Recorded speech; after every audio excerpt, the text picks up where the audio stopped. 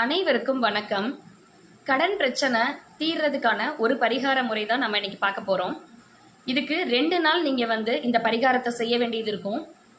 வியாழக்கிழமை அன்னைக்கே ஒரு 3 கைப்பிடி அளவுக்கு பாசிப்பயிரையும் வெல்லத்தையும் ஊற வச்சிருங்க. அந்த ஊற வச்ச 2 பொருட்களையும் அடுத்த நாள் வெள்ளிக்கிழமை காலையில எழுந்திருச்சு குளிச்சுட்டு உங்க வீட்டில் எப்பயும் செய்யற பூஜைகளை முடிச்சுட்டு பசுமாட்டுக்கு அதை உங்க கையாலேயே கொடுத்துருங்க.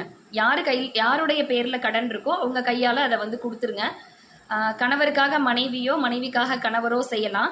அடுத்ததா சனிக்கிழமை சனி ஹோரையில ஆஞ்சநேயரையும் விநாயகரையும் வழிபட்டு விளக்கு போட்டுட்டு வாங்க. தொடர்ச்சியா இதை நீங்க செய்யலாம். சீக்கிரமாவே உங்க கடன் படிப்படியா குறையறத உங்களால உணர முடியும்.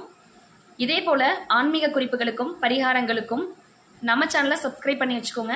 நன்றி, வணக்கம்.